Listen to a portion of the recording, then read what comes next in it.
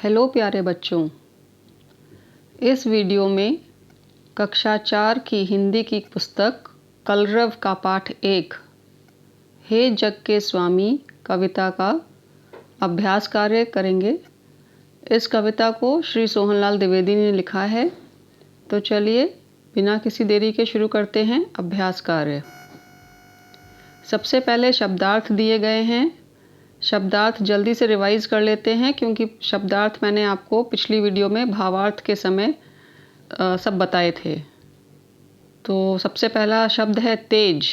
तेज का अर्थ होता है प्रकाश।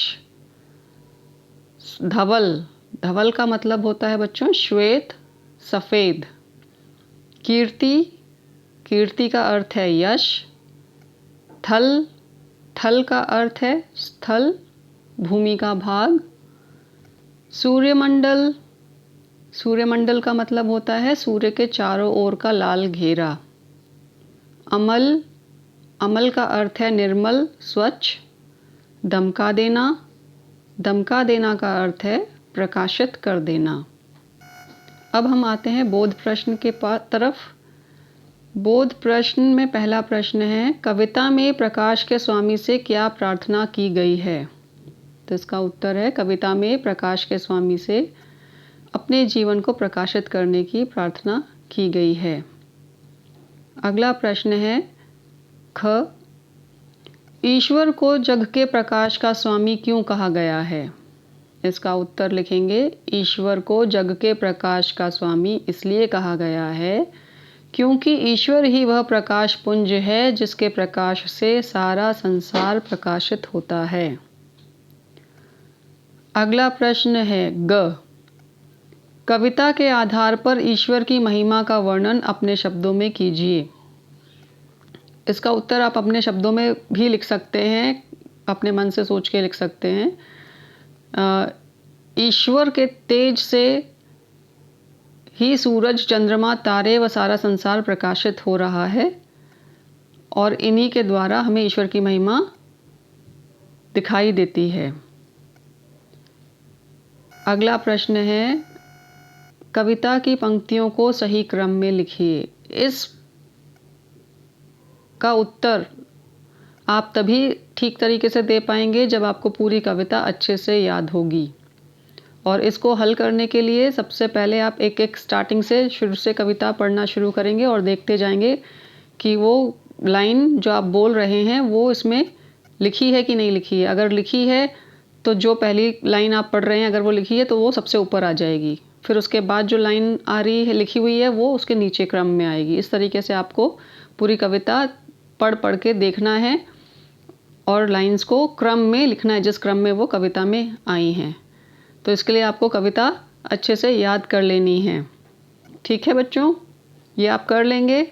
अब अगला प्रश्न है, निम्नलिखित पंक्तियों का भाव स्पष्ट कीजिए।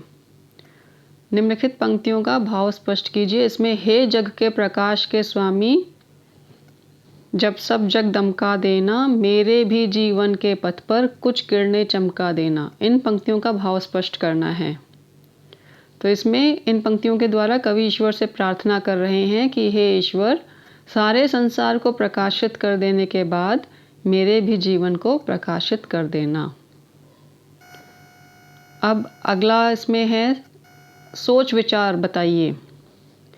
इसमें प्रश्न है, हमें प्रकाश किन किन चीज़ों से मिलता है? तो इसमें आपको वो सारी चीज़ें लिखनी है, चाहे वो प्राकृतिक हो चाहे इंसान की बनाई हुई हो। वो सारी चीज़ों के नाम आप लिख देंगे, जैसे दिया, बल्ब, ट्यूबलाइट, मोमबत्ती, लालटेन, सूर्य, चंद्रमा आदि से मिलता है। प्रकृति के किन किन रूपों को देखकर ईश्वर की याद आती है? तो प्रकृति में आप कुछ भी जो आपको नज़र आता है, जैसे पेड़ पौधे, नदी, सागर, पहाड़, झरने, सूरज, चंद्रमा, तारे आदि, इनको देखकर ईश्वर की याद आती है। अगला प्रश्न है भाषा के रंग के अंतर्गत, नीचे दिए गए शब्दों में से चुनकर जल और सूर्य के पर्यायवाची लिखिए। अब ये जो प्रश्न है पर्यायवाची लिखिए, विलोम शब्द लिखिए, इस तरीके के जो प्रश्न हैं व्याकरण में ज़रूर पूछे जाते हैं, महत्वपूर्ण प्रश्न होते हैं, तो इनको आपको अच्छे से याद कर लेना है। इसमें पहला शब्द दिया हुआ है जल। आपको 4-4 टोटल 8 शब्द दिए गए हैं इसमें, और आपको उनमें से छाँट कर जल का पर्यायवाची लिखना है उसके सामने और सूर्य का पर्यायवाची उसके सामने लिखना है। तो जल का पर्यायवाची हो जाएगा नीर, वारि, अम्ब, पानी, और सूर्य के पर्यायवाची हैं रवि, भानु, भास्कर, दिनकर। ठीक है, ये आप याद कर लें। अगला प्रश्न है, नीचे दिए गए शब्दों के 3-3 तुकांत शब्द लिखिए। तुकांत शब्द का अर्थ होता है बच्चों ऐसे शब्द जिनके अंत में समान ध्वनि निकलती हो। तो ऐसे शब्दों को बनाने के लिए आपको क्या करना है, पूरा का पूरा शब्द वैसे ही रखिए, उसका बस पहला अक्षर आप बदल के देखिए, अगर वो उसका अर्थ निकलता है तो वो उसका तुकांत शब्द होगा। जैसे लाल, ल की जगह आपने अगर च रख दिया तो हो जाएगा चाल, तो चाल सार्थक शब्द है तो इसका तुकांत शब्द हो गया। ढाल, गाल, बाल, हाल। तेरा, मेरा, फेरा, डेरा। चमक का तुकांत होगा नमक, धमक, दमक। ठीक है बच्चों, इसके अलावा 3-4 प्रश्न और पुस्तक में दिए गए हैं जो कि आपको स्वयं करने हैं। जैसे कि सुबह के समय प्रातःकाल आप खेत खलियान के बीच में खड़े होकर और आसपास के दृश्य को देखिए, ध्वनियों को सुनिए और अपने अनुभव को कॉपी में लिखिए।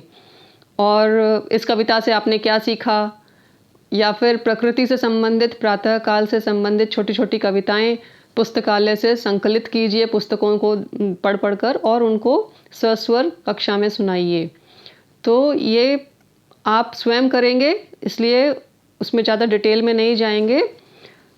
तो इसके साथ ही आपका इस पाठ का हे जग के स्वामी का अभ्यास कार्य पूरा होता है। इसको आप अभ्यास करिए, बिना देखकर लिखने की कोशिश करिए, याद करिए पर्यायवाची शब्द, तुकांत शब्द और प्रश्न उत्तर अच्छे से याद करिए, बिना देखकर लिखिए। और इस वीडियो में इतना ही। अपना ध्यान रखिए और खूब मन लगाकर पढ़ते रहिए।